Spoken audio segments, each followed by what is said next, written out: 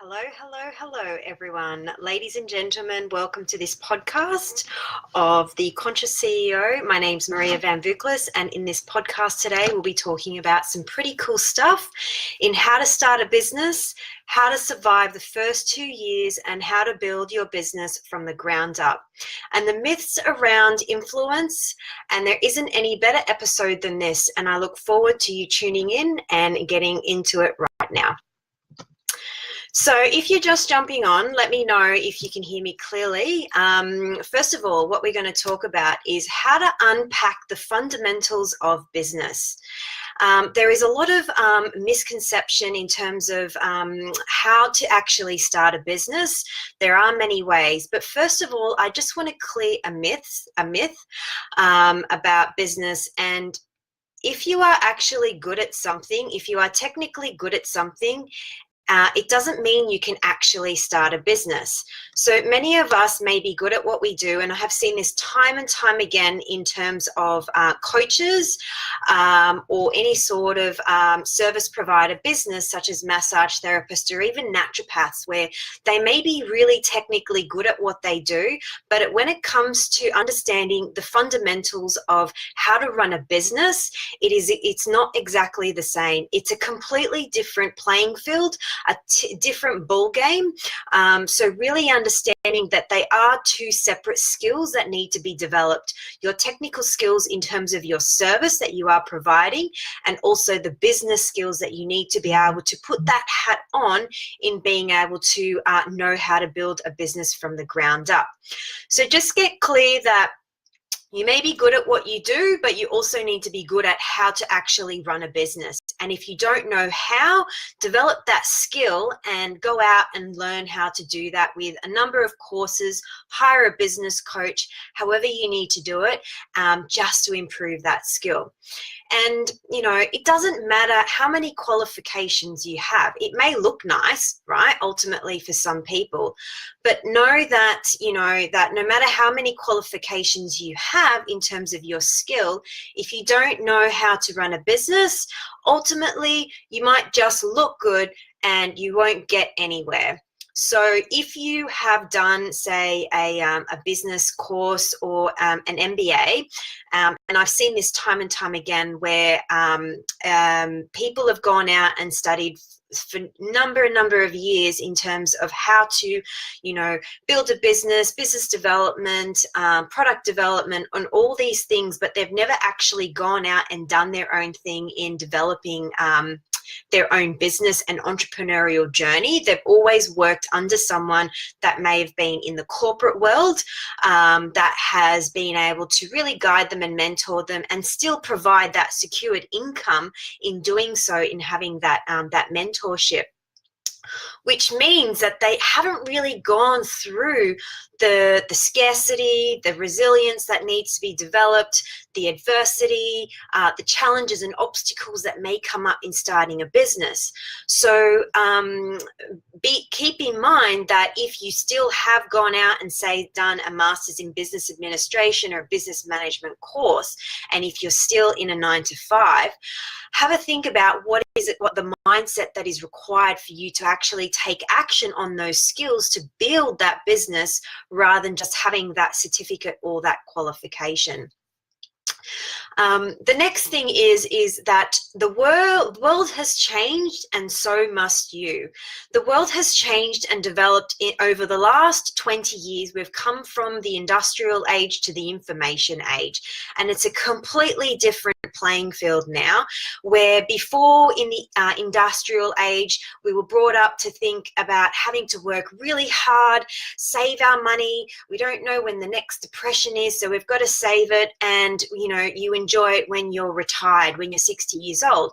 And you may see this in the older generation, you know, in the people that are born in the 60s, in the 50s, and some in the early 70s have this kind of mindset. And there are actually some people that have adopted this old mindset of the industrial age, which they've taken on, and you may find, this actually causes a constant struggle in a startup business because of the constant hard work and the push, push, push, and not being really smart with your time and knowing how to optimize a business. So in order to start a business, you need to understand that you must change your mindset and your thinking from having to work in a hard-working, really push, push, push kind of mindset, instead of using technology, which has advanced so quickly and is still continuously to advance in this day and age, in the information age, in knowing how to utilize that and how to optimize your business, to be able to delegate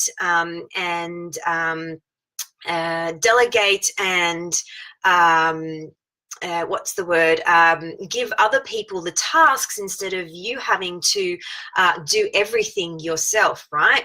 And sometimes when you may be starting out, you're by yourself, and you have to be smart with your time, because you're only the one person and you cannot do everything. So utilizing and getting educated in what apps there are, what software there is, what technology is able to support you in being able to accelerate results in your business, and also create more time within yourself so as you can focus on what you're good at. And that may be the technical side of things. It may be that for you to do more sales. It may be for you to be able to, create more marketing, whatever is your deep seated skill for you to be able to continuously develop, right? So also remember that money has changed in how we exchanged money, how we use money in business. Before, it was the actual money. Then we used electronic money like business credit cards, bank transfers, and now we've moved into a day and age where we're actually utilizing different types of money, and that may also be through crypto or Bitcoin, however it might be. So keep in mind, now I'm not saying for you to utilize all of these, but just keep in mind that there are other forms of money to be able to be traded in business. And this is because we've moved from the industrial age into the information age, and we're more trading money online than what we are in the physical sense, unless, that is, you are a bricks and mortar business. However, I've gone into plenty of businesses, and a lot of the time they actually don't exchange real money.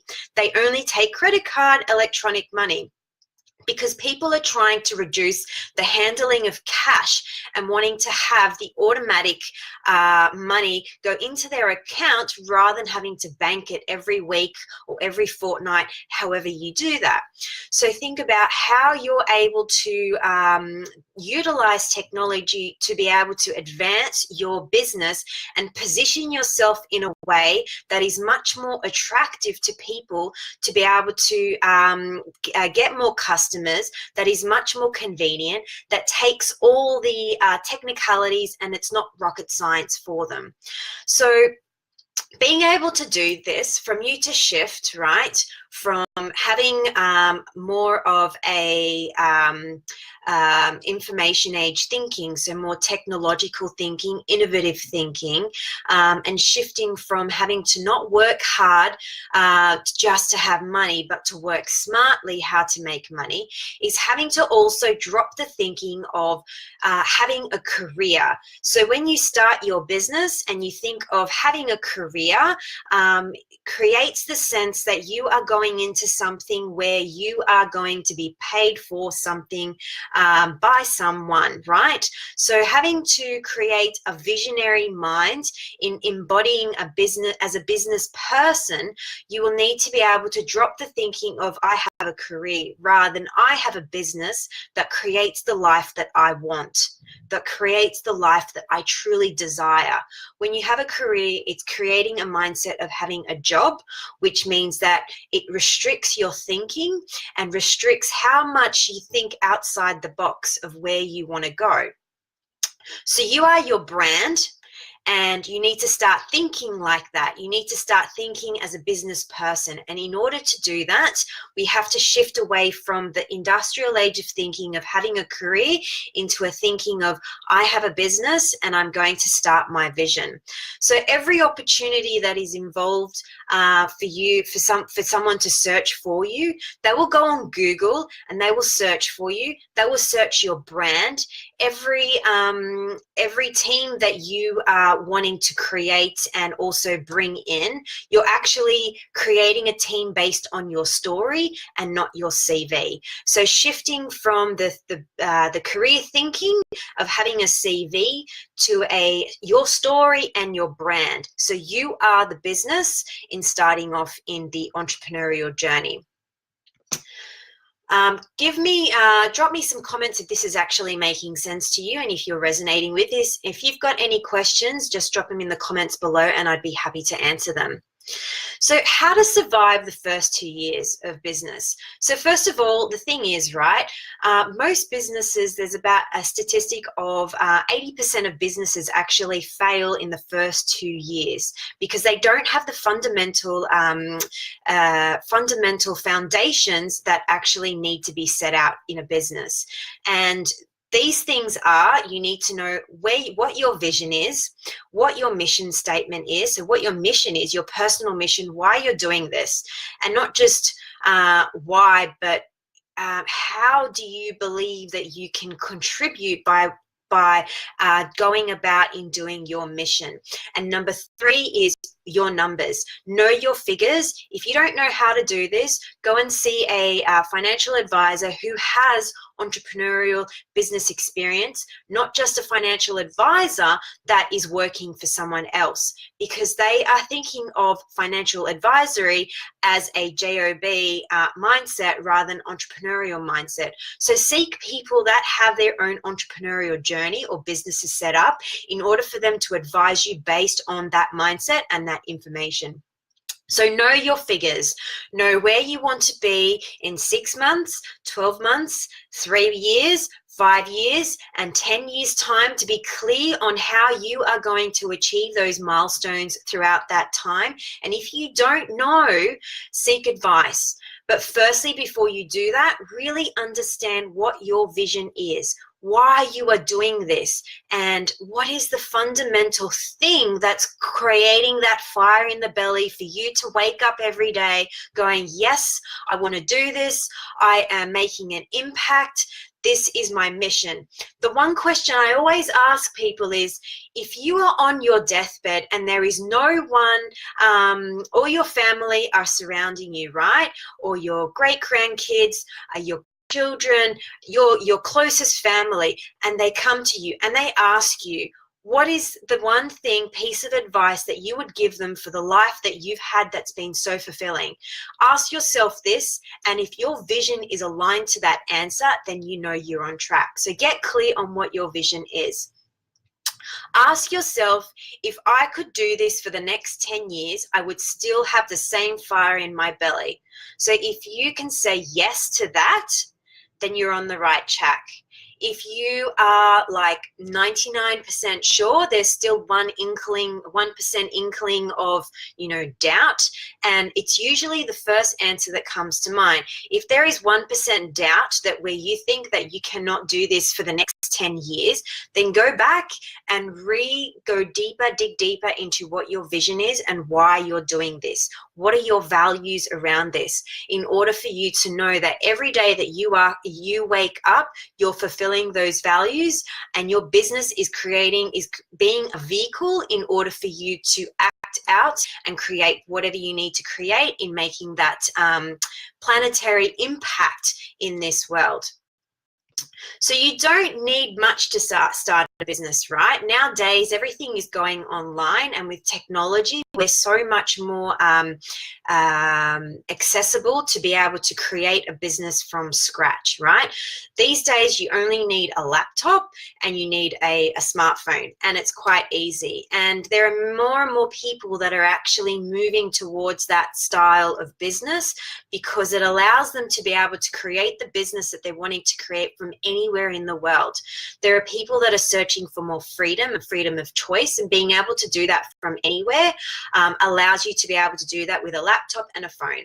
If you are selling a product, that is, and you have a bricks and mortar business, you would need obviously an office space, maybe a warehouse, and stock as well. So have a think about how you can utilize that. When you're starting out, you don't need a whole lot of office space. There is many corporate places that you can actually hire out a desk or a shared area of work to be able to do that for a cheap price that allows you to be able to collaborate in a space and an environment that allows you to be innovative, to be able to look professional, and also not get distracted by maybe having to have a setup at home.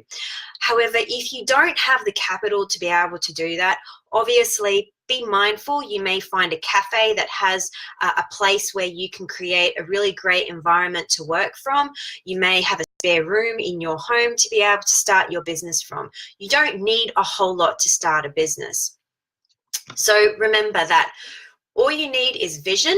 Second of all is you need to know, ask yourself whether or not you can do this for the next 10 years. And if you say yes, you're on the right track. The next thing is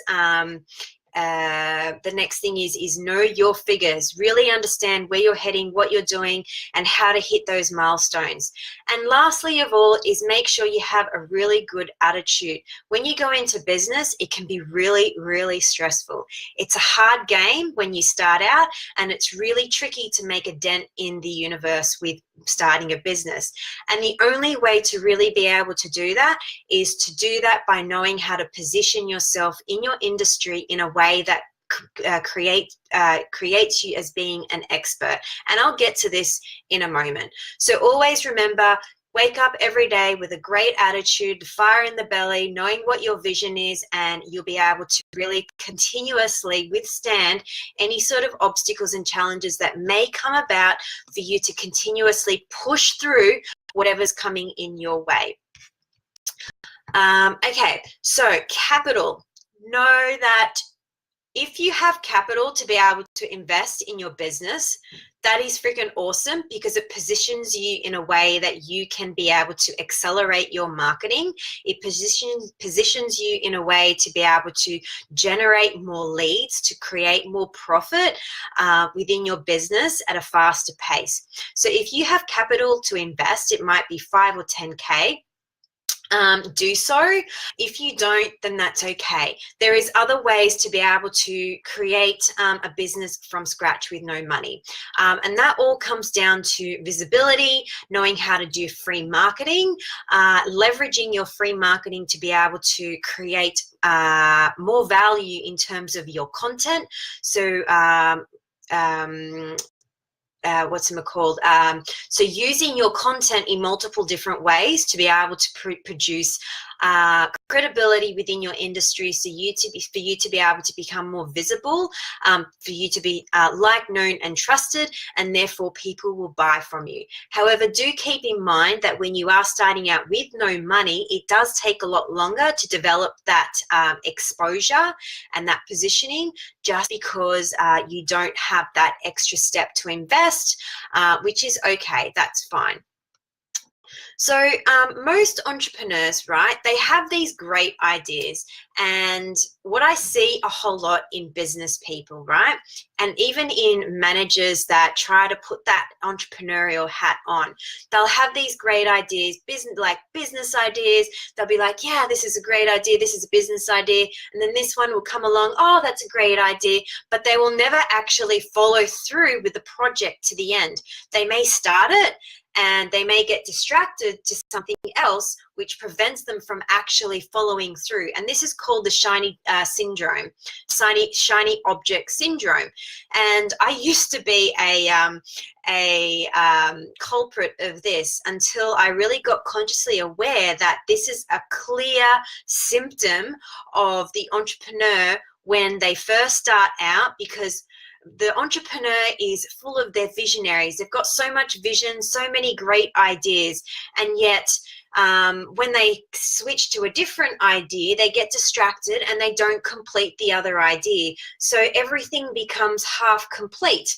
So my advice to you would be, when you are starting out, start out with one thing, one product, and do it well. Do it well and complete it to the end until you generate enough income to be able to upsell into your next values ladder, your product, to be able to really master that next one as well. So remember, if you have many ideas, jot them down. However, follow through with one idea at a time. Trying to multitask in so many different ideas will only allow you to actually work at a capacity of 50%. You're not actually working at 100%. So you're not actually serving to the best of your ability if you are wanting to bring that product to fruition, or even serving that other person, that client, or that prospect, because you are distracted by these other things. So follow through with one project at a time and do it well. Okay. How to build a business from the ground up. So these are the fundamental things as getting clear on your organizational chart. Who does what, how, what values, how long, what's expected, what qualities, what personality. So if you're starting out in business, you might be the only person in business, right? You might be the only person in that organizational chart, and you have all these hats that you are putting on.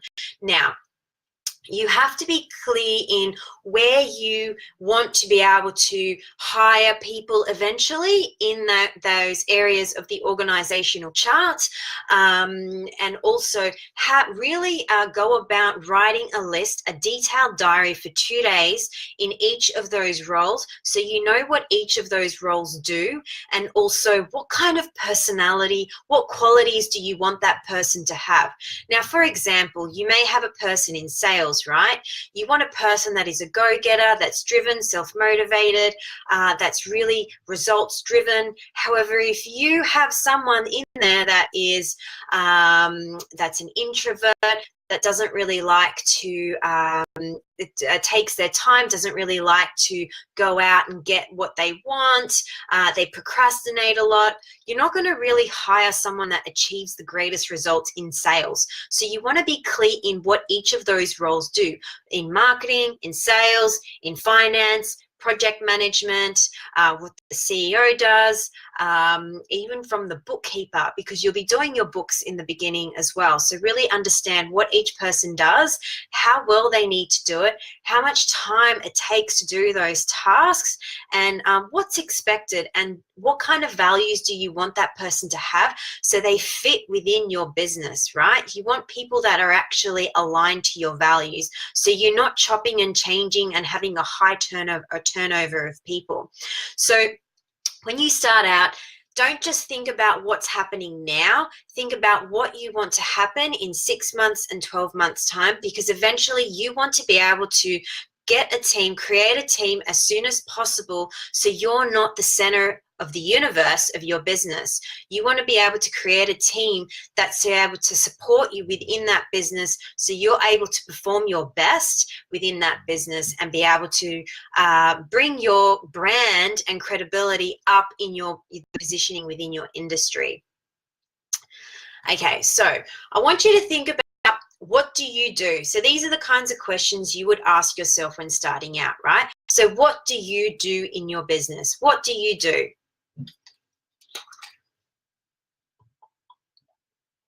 What exactly do you do? Who do you help?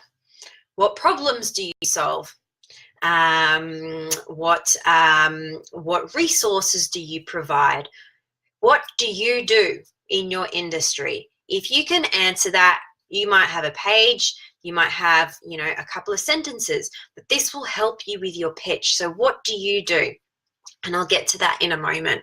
The next thing is, what makes you credible? What kind of things will make you credible? It could be a book, it could be an ebook, an actual book, it could be articles, press release articles, it could be some affiliated relationships that you might have with other influencers or people within your industry.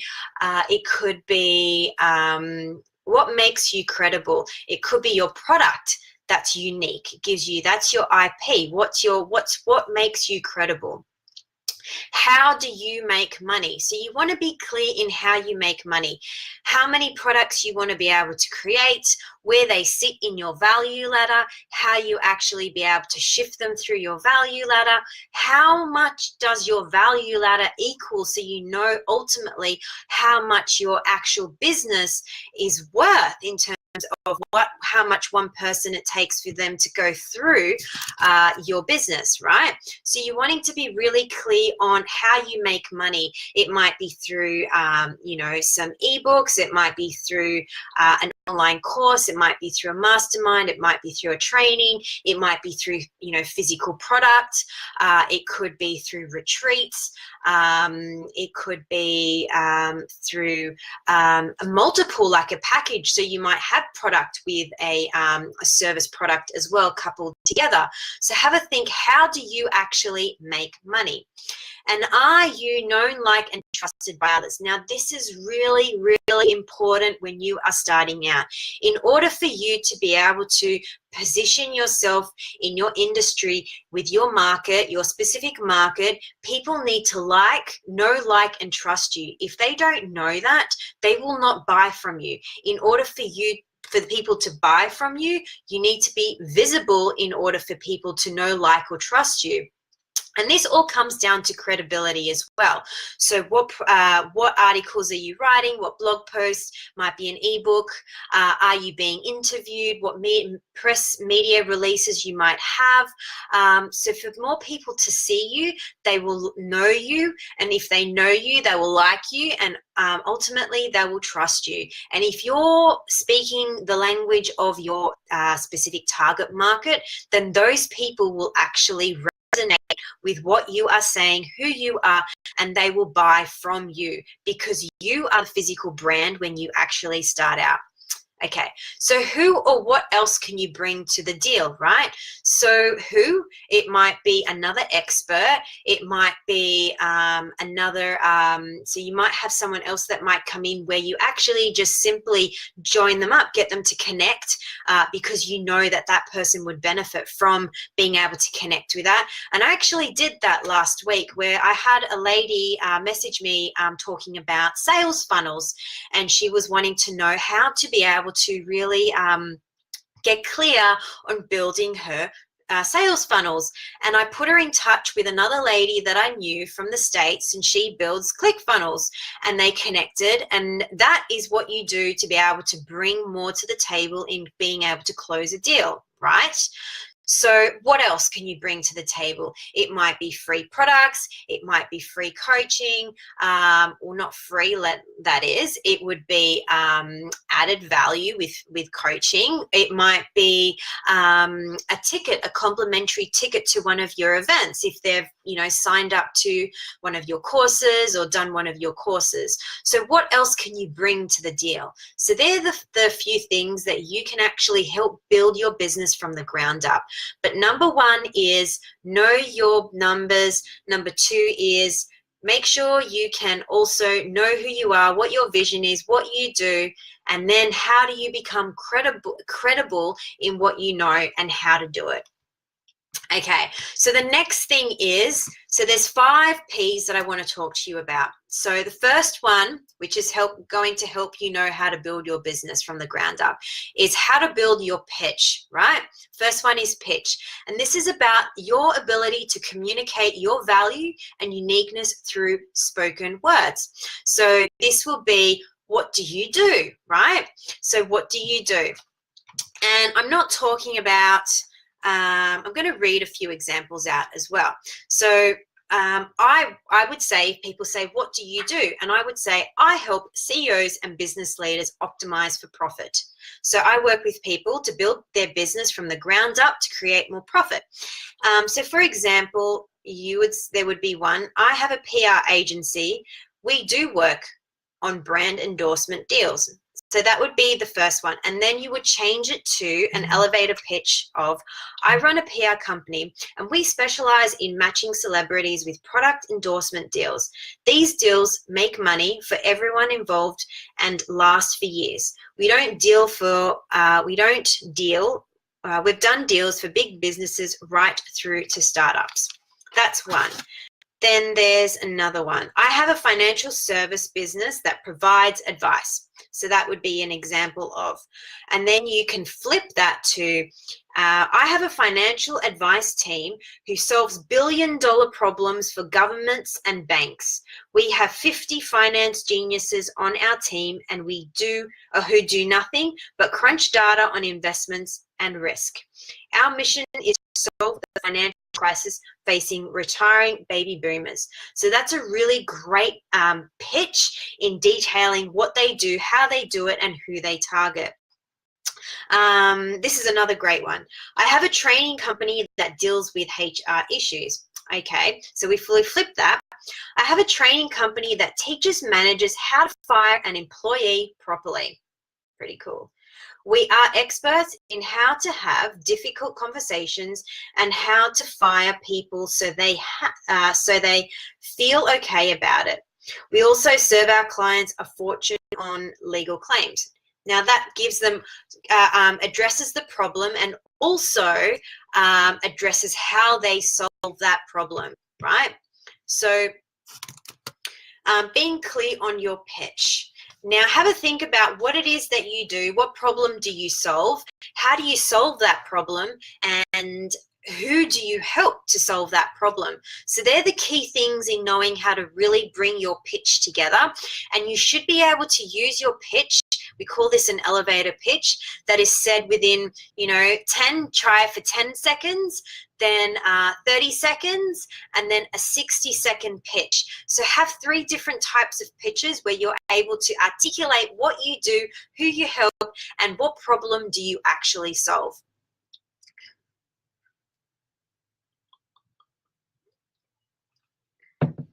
Okay, next one, number 2, publish. And this is all about your ability to gain credibility through authoring content. So when you're starting out, you might want to, you might not have the funds to be able to, publish a book. So what you can do is write blog posts. You can write content on your Facebook, social media pages. You can collaborate with other influencers to be able to create a blog post where it's referenced, where your website or your actual profile, your LinkedIn profile is referenced in that. So really thinking about how to position yourself with content. You may even have, you may be doing Facebook Lives or even podcasts where you can actually utilize that content in other ways across different platforms. So you may extract, for example, if you do a Facebook Live, you may extract that and use it as a Facebook post or as a LinkedIn article or, as a blog post, or you may even use that part of an ebook. So there are many ways to be able to publish information for you to be able to position yourself as an authority in your industry. And number 3 is product. Now, knowing the ability to know how to scale your value through an elegant product and service ecosystem. So this goes back to really getting clear on what your value ladder is, right? What you actually are offering at each step of the process in your values ladder. So it may be starting off with some, opt-in video series or a free ebook or, some free content somewhere for them to opt into the next thing of what you may be offering. Now, remember always when I said to you earlier about keep in mind when each step you are going through is actually achieving your mission statement for you to ultimately achieve what you're wanting to achieve right at the end of the top level of your value ladder. And this is all about knowing how to funnel in your prospects into all the way through your value ladder. So they go all the way through right to the end, so you know exactly how much each client is worth, how much each client is valued, your prospect, when they have reached the entire value ladder. So creating an ecosystem is knowing, does each product flow through that value ladder, or is it clunky? Is there bits missing? Is there too much of a gap in that value between one and the other of the product? Does the content build upon each other? So really get clear in how to create that. And you're wanting to know how to be able to develop those products in a really bold and elegant way, so people look at it and go, wow, I really want to do that, so it stands out. So your IP in each of your product value propositions, and also how to shift through your value ladder in each section to reach your ultimate mission statement, as I just said. Okay, so number 4 is your profile. So if you are starting out in business, first of all, I highly suggest that you create a LinkedIn profile. Number 2 is creating a Facebook page that is used as an alternative professional page. So a personal page, so you would have your LinkedIn, but also your Facebook page that is your professional page, and I'm not talking about a business page, where you used to build your network, right?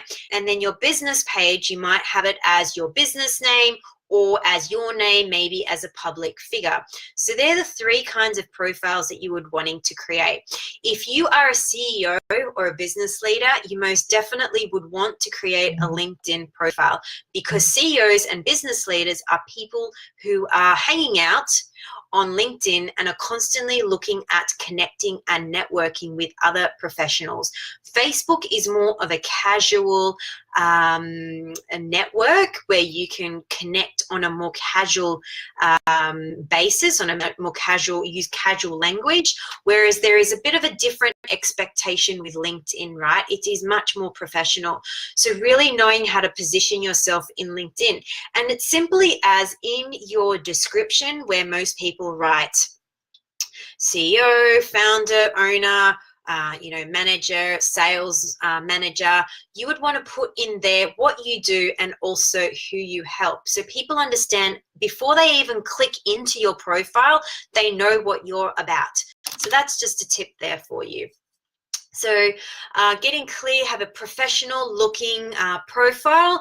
If you don't have a professional some professional photos, you can get someone to just simply take some photos, put on some, put on your branding clothes. You can get a backdrop of a wall and just take some professional photos that way. It does not take a whole lot to start up a business and look like you're $1 million leader. Okay, so so your ability to become known is really important, and the way to do that is to look the part, and also to be able to position yourself in a professional way. So using your Facebook page to build your visibility and your brand. So you may use this to build your network. You may use this to add people to your profile that are actually within your target market. So who you are wanting to be able to speak to, who are resonating with you, to build up your network that way. You would use LinkedIn to also connect with people on a much more professional level, where you might, meet people at networking events, where you might want to connect with them through the LinkedIn page rather than on the Facebook page. So once you do that, you're able to build trust. You're liked, trusted, and then ultimately people will know who you are and what industry you are working from and what you're wanting to achieve. And 5th thing is building partnerships. I cannot stress this enough. If you are in business and you are new, I would highly recommend in going and speaking out, collaborating with other people within your industry who might be an expert, who might be able to add some skill in your industry, or who might be in the same industry as you, that you know have a good network, and you let them know that you're just starting out and you would love to be able to collaborate, maybe do a joint thing in a product that you might have in a program, or even do like a specific campaign together for you to be able to build strategic relationships and gain exposure. This is really important, being able to position yourself in a credible position, because once people see you with someone that is highly influential, they will ultimately think that you are also in a place where, if you are surrounding yourself with these people that are influential, that you have some sort of credibility as well, since they are collaborating with you as well. So remember, pitch, publish, product, profile, and partnerships. They're your 5 Ps, and they are the 5 things that will ultimately get you started in your business, alongside with the other fundamentals of vision, mission, and figures. Okay, so the 5th thing I want to talk to you about this evening is to do with the myths around influence. Now, the first thing is that what does it take for an influencer to be an expert in their industry? And you might hear about, so I'll give you an example, like, right? So Oprah Winfrey. Oprah Winfrey, you hear a lot about her in many conversations. You may find that she has many opportunities that come her way for no particular reason. They just, come out of the blue. They earn money, they earn more money than most, and it isn't a struggle. And they can make a project successful when they're involved and the people know it. So being able to become an influencer is knowing how to be able to create credibility and visibility. So you are talked about a lot. You have opportunities where people want to work with you. You have money that comes from all different avenues because you're clear on your values ladder and your product ecosystem, and you know that people will take you on in collaborating with you because they know that a project will be successful because you are actually involved in it. So the myth is that you have to be visible, and you just have to be seen when you're starting out. And the thing is, right, it's not just about visibility. It's all to do with credibility. And in order to gain credibility, you need to be able to create content and collaborative relationships in order to do so.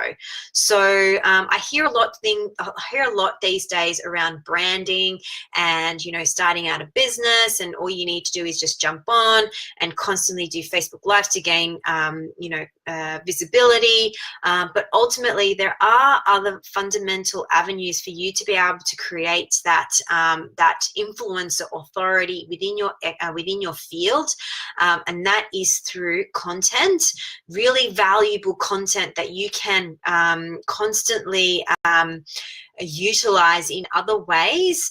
A book is really a great way to increase your credibility as an influencer place you as an expert in your industry, and also collaborative relationships that allow you to be able to be seen, heard, and trusted because you are working with other credible people within your industry. So until you become the persona of the leader, of the influencer, of the expert in your industry, it is your full-time job to become that. That's what you need to do when you are starting out. If you are still working on really trying to gain that exposure and that credibility, I highly recommend, and I cannot stress this enough, it is your job to constantly really work through and nut out how can you become an influencer, an expert in your field, whether you sell a product, whether you sell a service. It is your job to really position yourself as that credible expert in your field. Okay. If you have any questions, do drop them in the comments and then I'll be able to answer them for you. So remember, I'm just going to recap for you, okay? So remember, mission, know your mission, vision, and your figures, and then know how to utilize your pitch, how to publish content, how to create a product ecosystem that is that creates value and that is easy for people to move through that value ladder. Number 3 is how to create a credible profile on all different platforms, and also not just on social media, but also in media itself as well. So really tapping into interviews and also newspaper articles and so forth that put you in a position where people see you, where even on stage, it might be even in speaking, where you might partner with, for example, with like Success Resources, which Tony Robbins uses, and he brings a whole lot of experts and they actually take the stage and they pitch from the stage and they share their brilliance, but they're seen as an expert because number 1, they're working alongside Tony Robbins, and number 2, they're alongside multiple different other experts from the stage. So remember, pitch, publish, product, profile, and number 5 is partnerships. Thank you so much for listening tonight. This is the Conscious CEO podcast, and I hope you enjoyed it. And I wish you all the best and make a dent in the universe and in your industry, and go rock it. Have a great night. Bye for now.